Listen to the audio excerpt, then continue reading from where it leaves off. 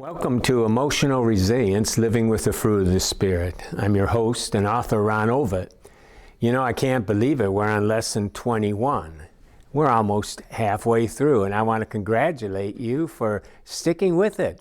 I hope by now you're really starting to learn how to recognize your emotions. We're going to be going into regulating our emotions starting in the next lesson. We'll do a series on that. And we've been talking about emotional relearning. Have there been some things that you're rethinking now? Some beliefs that you have about yourself? Some of the negative thoughts? Are you starting to really emotionally relearn the truth? I hope so. Today we're going to finish our emotional recognition part by talking about stress and trauma in our body, lesson 21. You know, trauma in childhood can cause us then to have different kind of attachment styles that we've been talking about, which then cause us to relate to people in certain ways.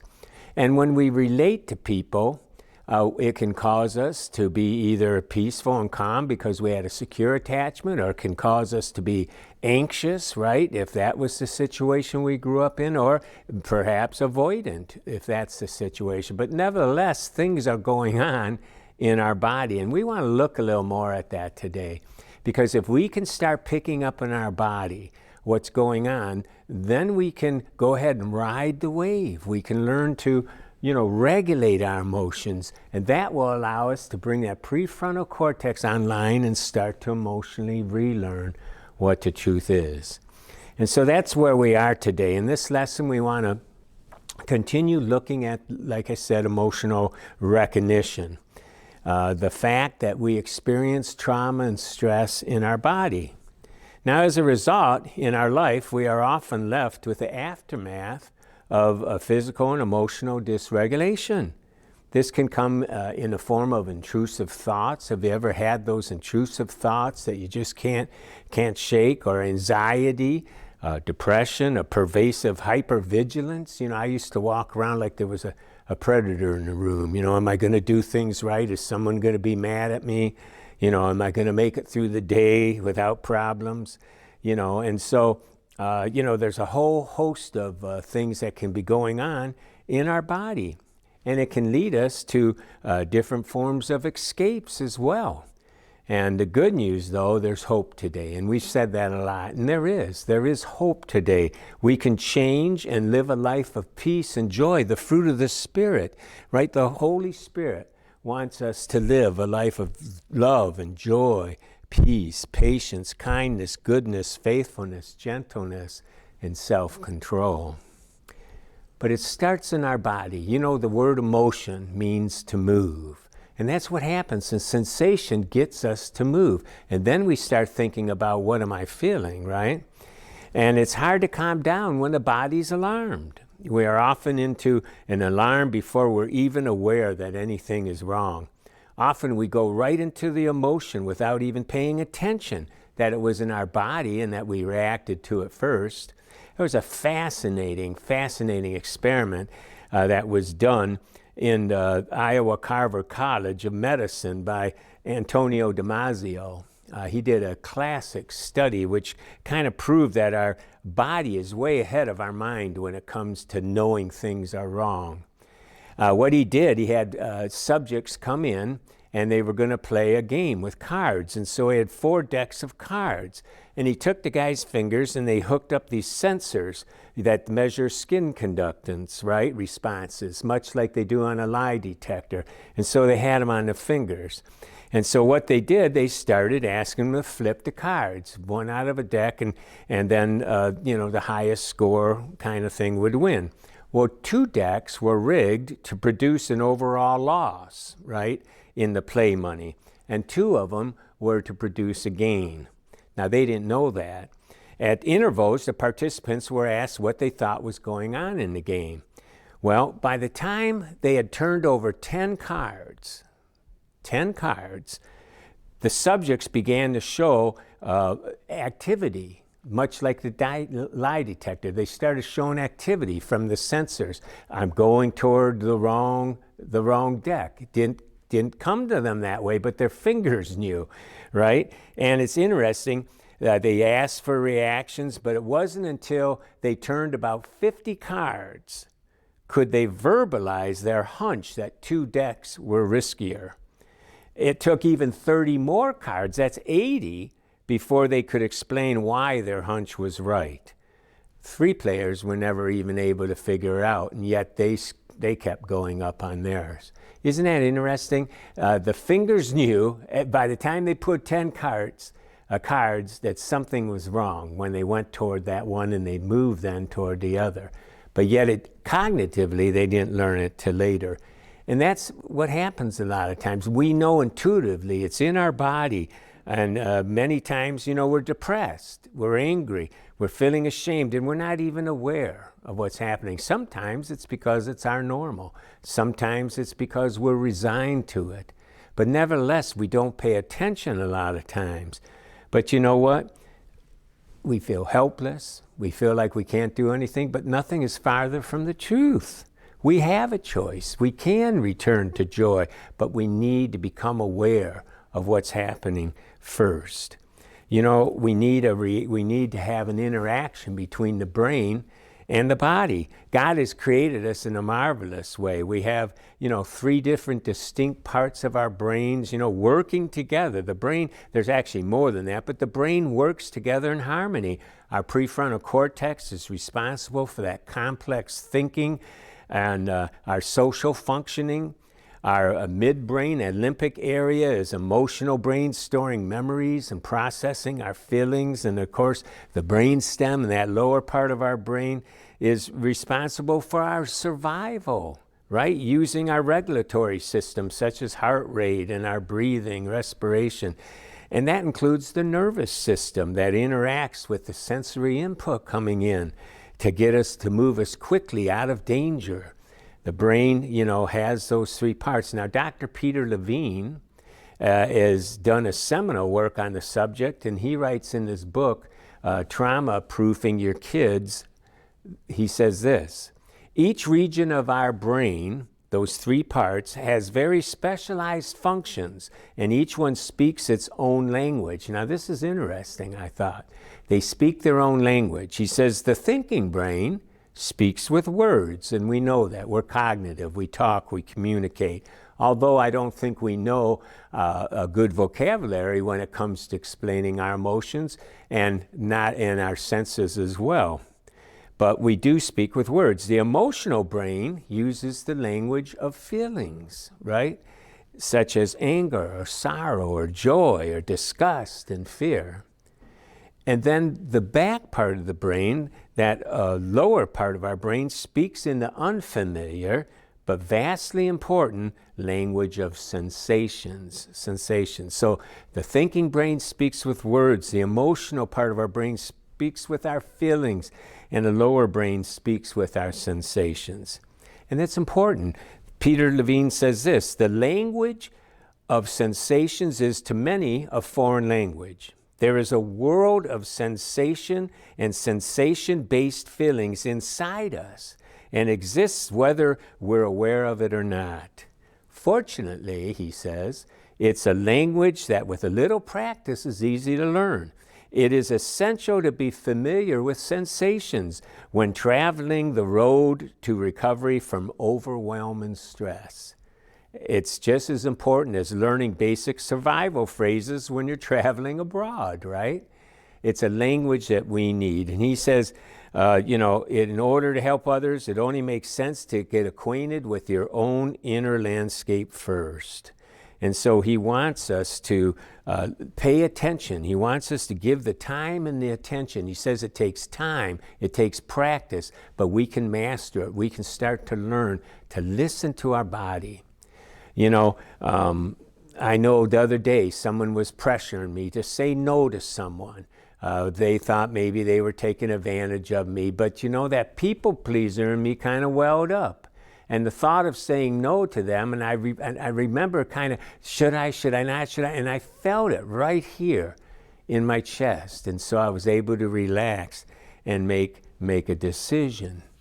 It's amazing. I remember being at work one time, and And I left work and I'm coming home and I'm on my way home and I'm thinking and I'm ruminating about what had happened, and all of a sudden I start yawning.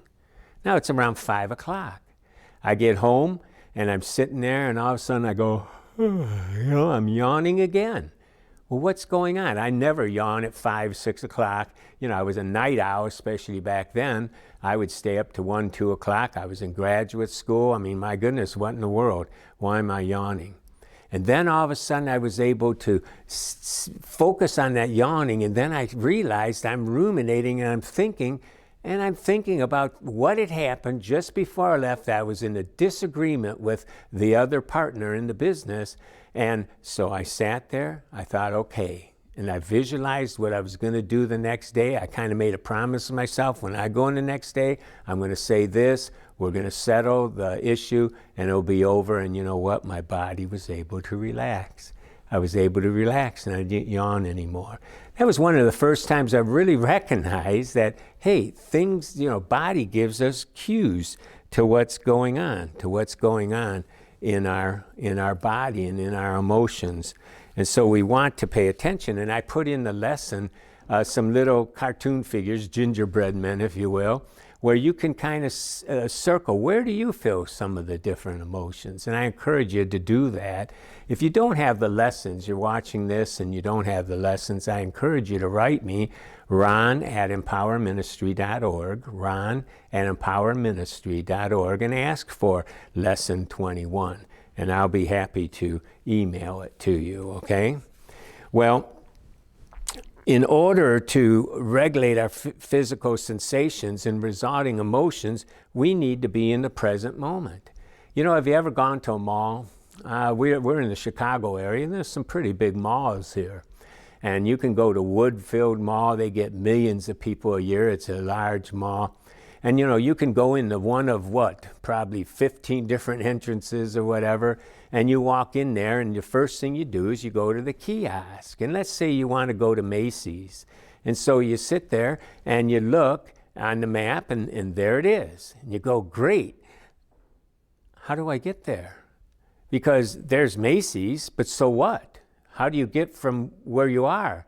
And so you scan, and what do you look for? That ingenious thing that someone thought of, and that's little dot. That dot that says, you are here. Well, now you know how to get there. If I'm here and Macy's is there, now I can follow the pattern and get there. I thought, I can't remember when I first saw that, but I thought, what genius came up with that? Well, that's what we need to be emotionally. We need to know that we're here. We need to know that this is happening. We need to see that little dot where I can go from here and regulate it, right? And so it's important. We need to ask, what sensation is going on? And then what does that mean? Is it anger? Is it sadness? Is it fear? Anxiety? Depression? What is my body saying to me? And then, what am I sitting on? What am I believing here? Have I felt this way before? Those are all important questions that will lead us then to what we're feeling and what we're believing. And eventually, what's the truth? If you're sitting there feeling all rejected and upset because someone is mad at you, and you're starting to think, and you may not even put these in words, but your body is saying it, your emotions is thinking, feeling it, and you're kind of saying, I'm just worthless. I'm no good. I'll never be good enough. Well, you know what? That's a lie. That's a lie. And if we don't slow it down, if we don't get in touch with that bodily feeling, start figuring out what we're believing, we're never going to be able to challenge that and change it. And we'll keep going on whenever we get triggered with that same mood. And the truth will evade us. But the truth, if we start to know it, Jesus said himself, will set us free. And it will. And we need to be able to discern what's the truth. But we'll never get there if we don't start listening to our body. Well, Peter Levine again, who's a father of somatic, which is bodily-based therapy, he shares a story, illustrates the many different kinds of sensations we can have. And I thought it was a great little story, and I want to share it with you. He says that we have rhythms that go on, and we go back and forth between sleep and awake, right? Breathing in and out, energy and tiredness. We have these rhythms in our body.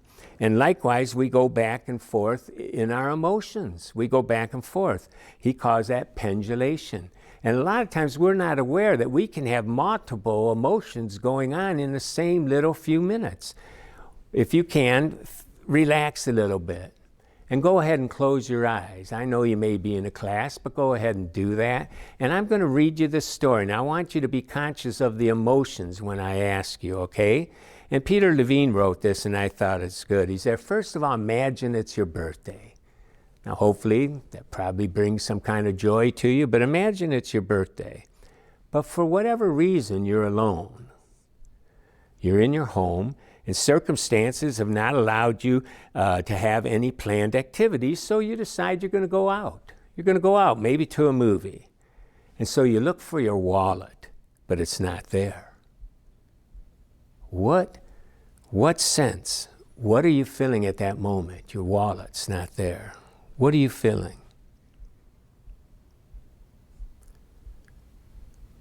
All right, let's continue.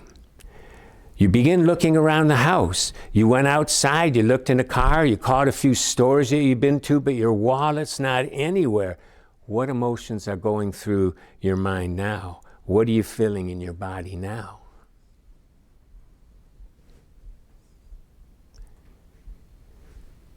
You're about to give up and the phone rings. It's your friend. She says you left your wallet at their house. What do you feel now? Now she asks you if you want to come pick it up and you say yes, but she says you have to hurry because I have to leave for the rest of the day. I just found it, so if you need it, please come now. If you don't make it here in a few minutes, I have to leave. How are you feeling now as you start leaving for her house? Now you arrive, you knock at the door. You knock at the door. There's no answer. The house seems dark. You thought you made it on time. How do you feel now? How does your body feel? What emotion do you have? Suddenly, though, you hear her call you. The sound is muffled, coming from the back of the house. She says, I'm in the back room. Come in. How do you feel now? How does your body feel? Suddenly, when you hear her call, the sound is muffled, coming from the back of the house. She says, I'm in the back room, but it's dark. You can see a light from underneath the back of the door. So you approach the room. You open the door, and as you go in, you hear a loud, happy birthday. You realize it's a surprise birthday party for you. What are you feeling now? All right, you can open your eyes now. But isn't that amazing? When you stopped to really focus on it, even though it was a story, you could sense in your body different emotions. There were quite a few moments of emotions in that just few moments. And that's how we are. And that's how quick we move from emotion to motion. And if we can start to notice some of it, we can regulate it.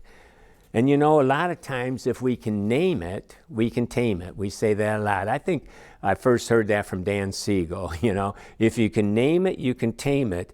And just like we had a while ago, we said that we were emotionally illiterate, and I gave you some emotions to look at and start where you could increase your vocabulary. Likewise, in today's lesson, we've done that with sensations. And we have a whole list of sensations here where we're talking about intense, I feel loose, I feel playful, I feel pressing, I feel mellow, I feel soft, there's a stabbing pain, I feel light, I feel open, all those kind of words. And why don't you take a look at that, circle some of the ones that you've experienced in the past where you can increase your vocabulary, okay? And so the question then becomes, okay, who's reacting? Where is this sensation coming from? And when we can start to realize that it's not an adult reacting, but that it's perhaps some leftover emotion from the past, from our childhood, that maybe it's that inner child that hasn't resolved, that still believes some lies about ourselves, like I'm no good, I'm damaged goods, no one loves me, I'm going to be in trouble, I'm going to die, all those things that children think because they're children. We don't need to think as adults, but we do. When we can recognize that, then we can call it out for what it is. It's an immature thought. The sensation doesn't fit the experience. And that's part of it. When we're over-emoting in a situation, chances are we're reacting to something from the past. And that's why we're going to get into emotional relearning, where we can start to really change that. And so you need to be listening to that. And, I had a whole other list of sensations as well, like tight, intense, relaxed, sore. And you can look at those and start increasing your vocabulary, where you can start naming the different things that you're feeling, where you can wake up to what's going in. And then Peter Levine talks about zooming in and zooming out.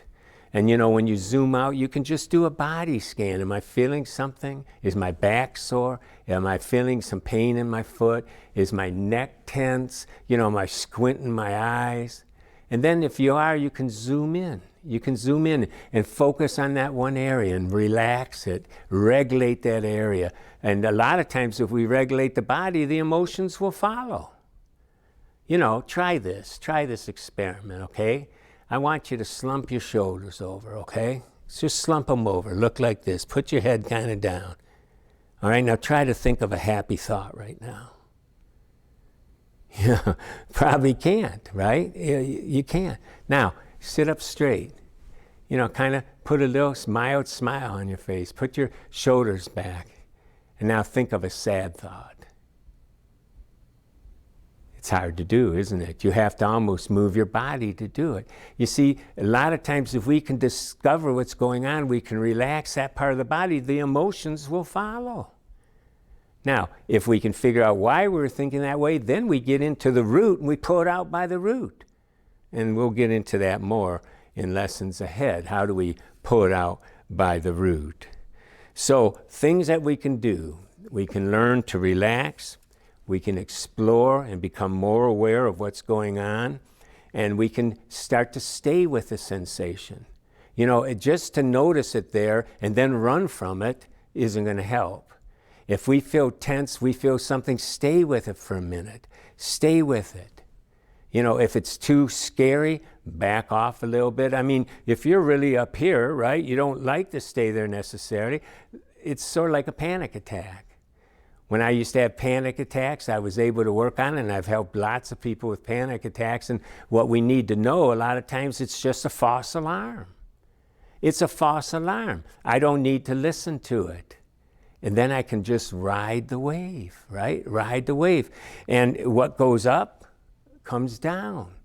And a lot of times if we can get into there and we don't run from that feeling, which we know has an emotional tag to it, and we just stay with it, if we can ride it, we can desensitize it and we can regulate it.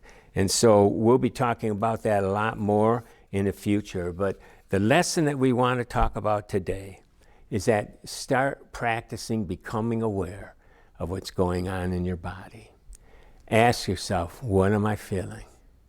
And then if you can, what's the emotion going on here? If you can then stay with it, you can regulate it down. Or you can ask, well, what am I believing? Is it the truth? If not, what is the truth? And again, you can regulate it. And so there's a lot you can do with it. Don't do it alone. Don't do it alone. If you want to explain what you're going through with someone else, where they can give you insight, they can have compassion with you, they can have empathy, which will help you have the strength then to take this on. And don't do it alone. Do it with God. Talk to God about these things. Tell Him, Lord, I'm all tense today. Or Lord, I'm just feeling down. I've got a pit in my stomach. Or Lord, I'm all nervous about this. Help me.